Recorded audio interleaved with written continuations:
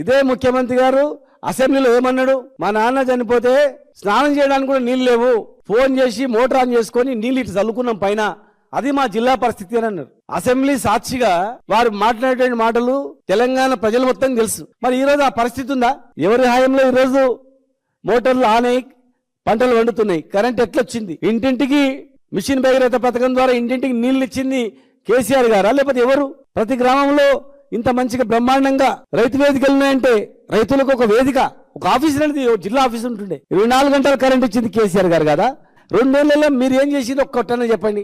అంటే బస్సులు చెప్తారు తప్ప ఏం లేదు. ఆ బస్సులో కూడా కొట్లాటలేదు తప్ప. భర్తలకు డబుల్ ఛార్జీలు చేసిరు, భార్యలకు ఫ్రీ అని చెప్పారు మహిళలకు. నెట్టెంపాడు కంప్లీట్ చేసి 2 లక్షల ఎకరాలు ఇచ్చింది ఎవరు? భీమా కంప్లీట్ చేసి 2 లక్షల ఎకరాలు నీళ్ళు ఇచ్చింది ఎవరు? కోయిల్ సాగర్ కు అడిషనల్ గా పంపింగ్ చేయడం, అవన్నీ కంప్లీట్ చేయడం ఎవరు హాయం లేనింది? కల్లకుర్తి లిఫ్ట్ ఇరిగేషన్ లో 3,80,000 ఎకరాలకు నీళ్ళు ఇచ్చి నీళ్ళు అందించింది ఎవరు? అంటే మీరు టెంకాయ కొడితే మీరు అయిపోయేట్లా శిలాపలకం పెడితే ఇప్పుడు 1000 కోట్ల శిలాపలకాలు పెడుతున్నారు. ఏది కావని తెలుసు అందరికీ.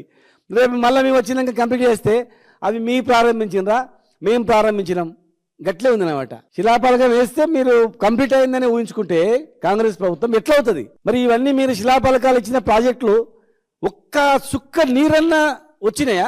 ఒక కాల్లో దోయి ఒక సుక్క నీరన్నా దుంకినాయా? మీరు 20 ఏళ్ళ నుంచి కేఎల్ఐ అని చెప్పి అల్లాడింది కదా. 25 ఏళ్ళ నుంచి ఉన్న కేఎల్ఐ మరి మీరే అధికారంలో ఉండి కాంగ్రెస్ పార్టీ చుక్క నీరైనా ఉందా? ఒక అర్ధ ఎకర నీళ్ళని వచ్చినాయా? మెడికల్ కాలేజీలు ఎవరు తెచ్చిండ్రు? ఇన్ని హాస్పిటల్స్ ఎవరు అభివృద్ధి చేసిండ్రు?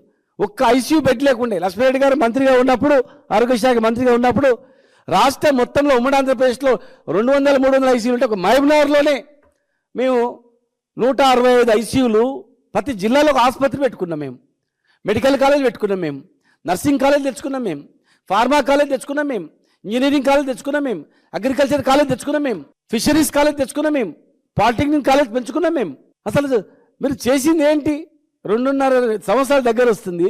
అసలు చేసింది ఏంది? మేము రైతు బంధు ఇస్తాము, రైతు బీమా ఇచ్చేస్తాము, మొత్తం 15,000 ఇస్తాము అని చెప్పి మాటలంటే అయిపోయినట్లేనా? తులం బంగారం ఇస్తామంటే ఇచ్చినట్లేనా? కేసీఆర్ గారు నాయకత్వంలో తెలంగాణ 10 ఏళ్ళు బాగు చేసుకున్నాం, జిల్లాను ఒక స్థాయికి తీసుకెళ్ళినాం. 14 లక్షల మంది వలసపోయిన జిల్లాను మళ్ళీ బతకడానికి మైనార్కి వచ్చి బతకాలంటే చేసినాం మేము. ఇలా మీ హాయంలో మీరు చేయండి. వ్యక్తిగతంగా దూషణలతో ఈ రాష్ట్రాన్ని బాగు చేయలేరు. సమయం ఇంకా చాలా దగ్గర ఉంది. ప్రజలు కూడా చివర చెప్తున్న ప్రజలు అర్బన్లో ఉన్నటువంటి వాళ్ళు మళ్ళా మీరు ఇట్లా పొరపాటు చేసి చైర్మన్లో మేయర్లో కాంగ్రెస్ పార్టీకి కైవసం చేస్తే 2 పార్టీలు కుమ్ముకైనాయి. ఇప్పుడు 2 పార్టీలు కుమ్ముకై ప్రశ్నించే గొంతును పిసుకాలరా. ప్రశ్నించేటోడు రాష్ట్రంలో దేశంలో కేసీఆర్ ఒక్కడే. ఈ గొంతు పిసితే మళ్ళీ అడిగేటోడే లేడు అనేటువంటి రీతిలో వాళ్ళు మ్యాచ్ ఫిక్సింగ్ తో పకడ్బందీగా చేస్తున్నారు. కనుక దీన్ని మీరు గమనించి ఆలోచన చేయాలి. ఖచ్చితంగా మున్సిపల్ ఎలక్షన్ ద్వారానే వాళ్ళకి బుద్ధి చెప్పాలని చెప్పని మీ ద్వారా విజ్ఞప్తి